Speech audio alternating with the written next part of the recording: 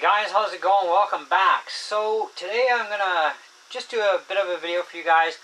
If you're going to want to refret your guitar, you're gonna need some tools, and a lot of the stuff you can actually get fairly inexpensive to get you going.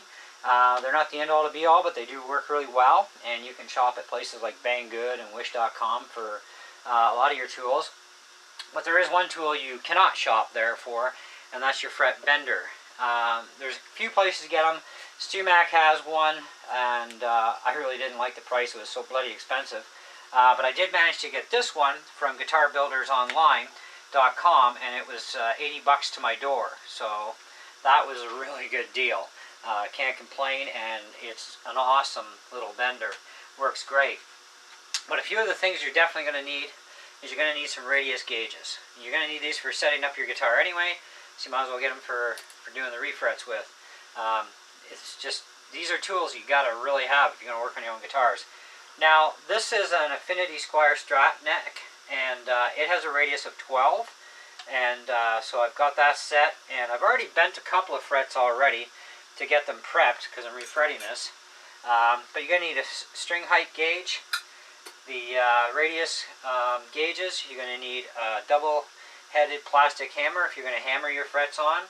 There are other devices you can get for, just squashing them in place. Fret nippers. Now, this is a pair I got for $4 at Home Hardware, and I flattened them out myself. These should have been flat already, and I got them from Banggood, along with these two fretboard protector strips that you use as you're nipping along. Turns out that's how they work. I didn't know, so no instructions either. But I had to flatten this out nonetheless in order to pull my frets. You can spend really good money and get the already pre-made tools for pulling frets with, as well as nipping the ends. Just be aware with a lot of nippers out there, they can actually damage the tang. So you're going to have to, you want to watch where you nip. I'm going to actually use a Dremel to trim mine off because it's going to be a nice, fast, clean cut, and that'll work better. Also, crowning tool. You're going to need a crowning tool that's going to work with the frets that you have. And unfortunately, this one is a wider one, so it's not going to work with these frets. But Banggood had this one here, which supports all three fret sizes. So you got small, medium, and your jumbo stuff. So this will work fine for doing my recrowning after I'm done leveling. X-Acto knife is optional. You can use it for some stuff.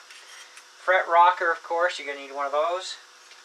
A straight edge or notch straight edge, because you're going to have to make sure that your neck is completely straight before you start messing with stuff, especially for leveling your frets out after.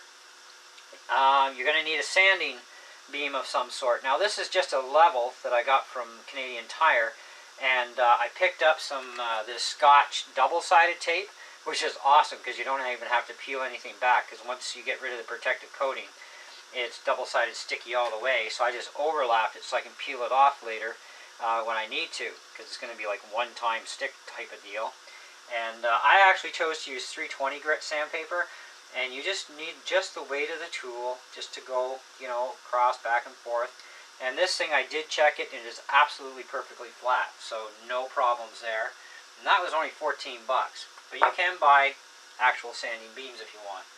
You're definitely going to need some frets. Where you buy them is up to you. Lots of places to buy frets online. These ones came from a company called Syntoms, and they're in Germany.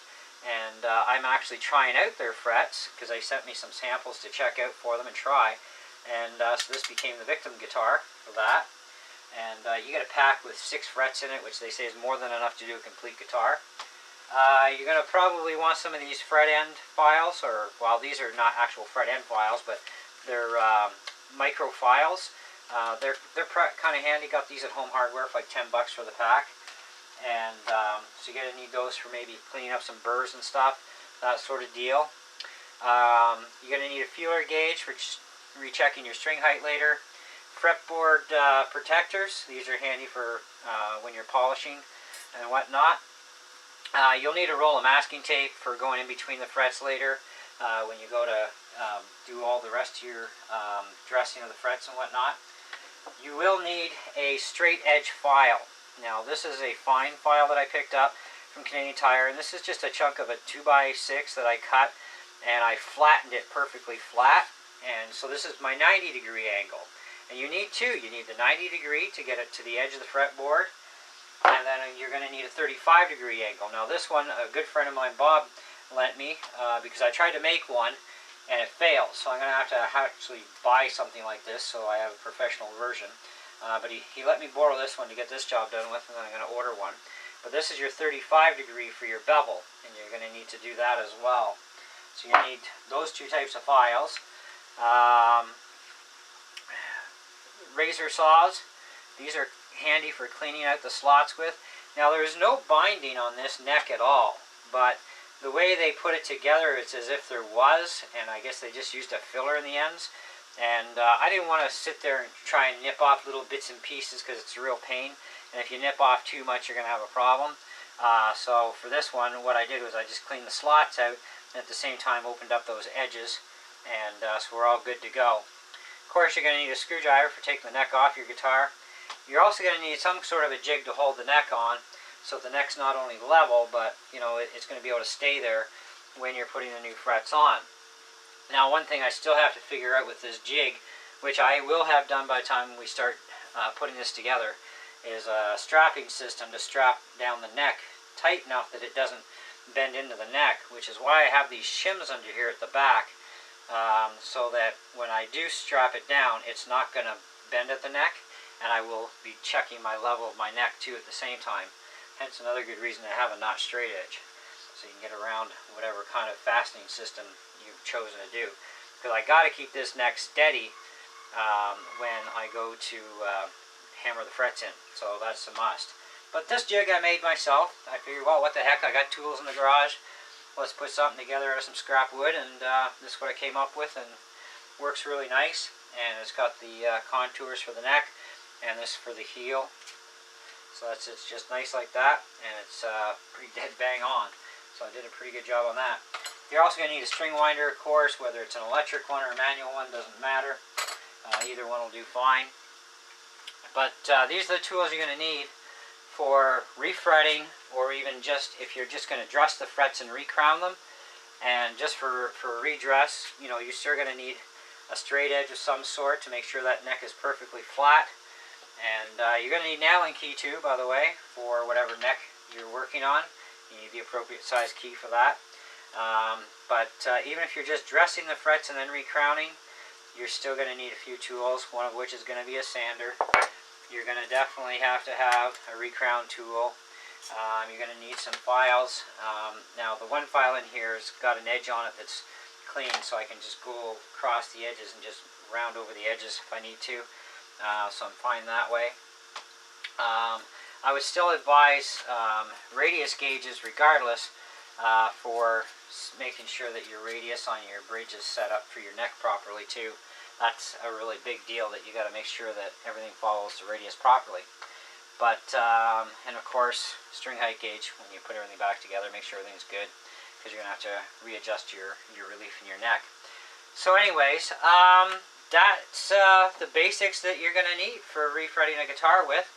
And as long as you got that, you're golden. So like I said, either nippers or go with a Dremel with a cutoff tool, either a diamond cutter or even one of the fiber discs works fine. I'm not sure which one I'm going to use yet.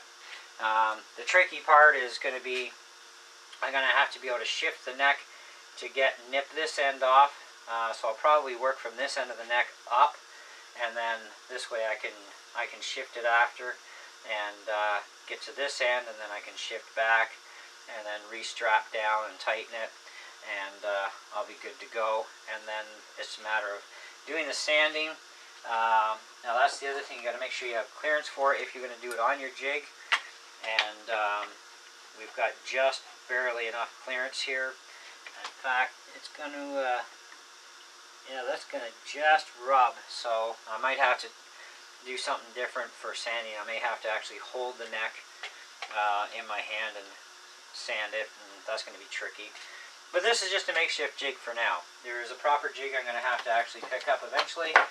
But hey, you build what you can, work with it, and you're golden at that point.